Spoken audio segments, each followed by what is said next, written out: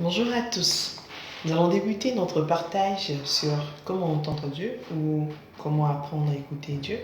Vous allez m'excuser, vous allez remarquer que des fois je parle un peu vite. Pourquoi? Parce que je suis obligée de parler vite ou d'être aussi souvent succincte et brève pour faire des petites vidéos afin de permettre à tout le monde de pouvoir télécharger ces vidéos et les lire. C'est ça le problème.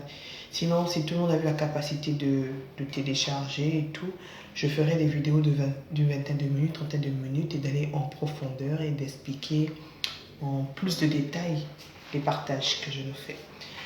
Alors, je vais encore vous choquer peut-être un peu. Je veux vous dire, pour apprendre à écouter Dieu ou pour entendre Dieu, il faut que tu acceptes de devenir pauvre. Il faut que tu deviennes pauvre. Oui, j'ai bien dit pauvre. P-A-U-V-R-E. Il faut que tu deviennes pauvre pour que tu apprennes à écouter Dieu ou que tu entendes Dieu. Quand je l'ai dit à mon mari, il me dit, c'est quoi cette histoire? Pourquoi il faut devenir pauvre pour que j'entende Dieu? C'est quoi cette histoire?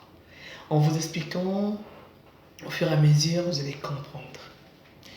Alors, on va se poser donc la question de savoir, c'est quoi être pauvre? On le sait souvent, on dit pauvreté ou les pauvres, pitié pour lui et tout.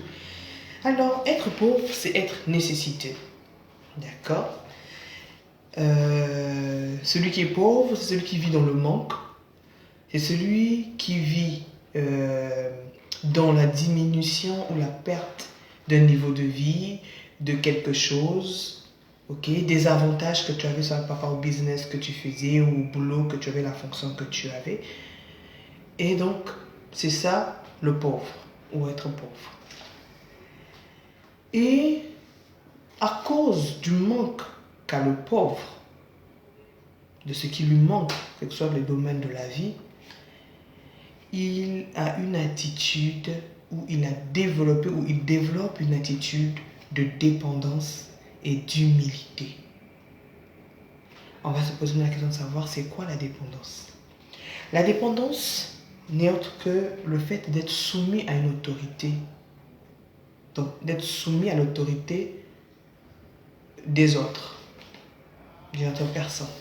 La dépendance aussi, c'est le fait de ne pas être libre d'agir à sa guise.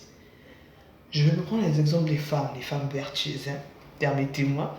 Lorsque tu veux sortir, tu t'habilles, souvent à la fin tu vas demander à ton mari, ah mon mari, comment tu trouves tes tenues? Tu penses que ça me va? Je suis bien dedans et tout. Ton mari t'a dit oui, c'est pas mal. Non, change tel haut, bien voilà, tu vas le changer.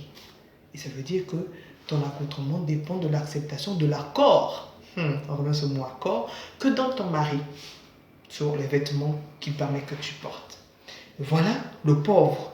À cause du manque qu'il vit, il développe une attitude de dépendance.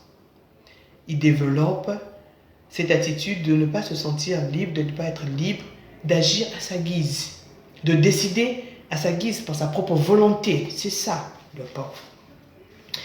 Et c'est quoi donc l'humilité? C'est le fait d'être humble. Et être humble, c'est quoi? C'est la personne qui a conscience de ses limites, la personne qui a conscience de ses faiblesses et qui le manifeste par une attitude volontairement modeste, volontairement effacée.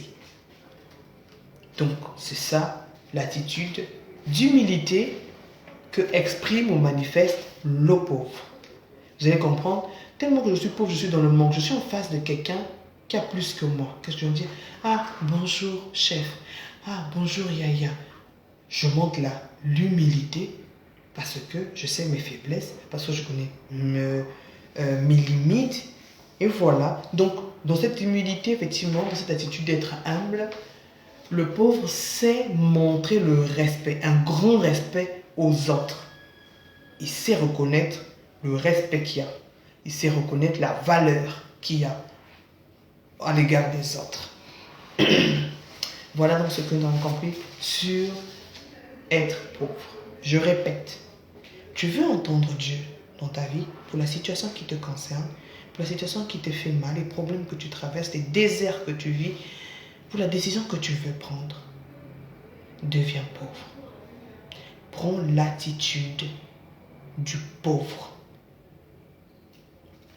Je continue. On est déjà presque à la 5e minute. Il faudrait bientôt que j'arrête. Voilà pourquoi je passe assez vite, mais après je reviendrai. Alors voilà pourquoi donc le pauvre, dans cette attitude de dépendance et d'humilité, et dans ce manque-là, le pauvre a toujours soif de quelque chose. Parce qu'il a un besoin qu'il doit assouvir. Ok? Il a toujours donc soif de quelque chose. C'est toujours quelqu'un qui est désireux, nécessiteux. Et il est toujours à la recherche aussi de quelque chose. À la recherche de l'argent, à la recherche de la connaissance, à la recherche du meilleur. Donc dans cette soif-là, il est à la recherche du pauvre, le pauvre. D'accord? Il y a des verbes que j'utilise, je reviendrai, pour montrer le lien qui existe entre être pauvre et entendre Dieu. Et pour ceux qui saisissent déjà, je crois qu'ils me comprennent. Et je vais vous dire une chose. Tous les grands hommes de la Bible, les hommes de Dieu de la Bible, et même ceux du monde actuel où nous vivons, sont à un moment passés par cette période de pauvreté, par cette période de perte de quelque chose dans leur vie, par cette période de manque dans leur vie, par cette période de nécessité dans leur vie. Et c'est à ce moment-là qu'ils ont aussi plus entendu la voix de Dieu. On verra le cas de David. Vous allez voir que les psaumes où David dit « J'ai soif du Dieu vivant » quand il règne en présence de Dieu. Je désire voir Dieu. Tout le temps là que David a eu à faire ce genre de psaume, vous les verrez dans le psaume 63, je crois, et vous venez aussi dans le psaume, je crois, 42. Ces périodes, c'est des périodes où c'est des périodes de manque de David. C'est les périodes où il a vécu des pertes. Il y a eu des pertes de pouvoir à un moment, vous le savez, le contrôle d'Israël, de tout Israël. Voilà pourquoi je lui dis, tu as envie d'entendre Dieu? Tu veux apprendre comment écouter Dieu? Accepte de devenir pauvre. On va continuer prochainement. Merci.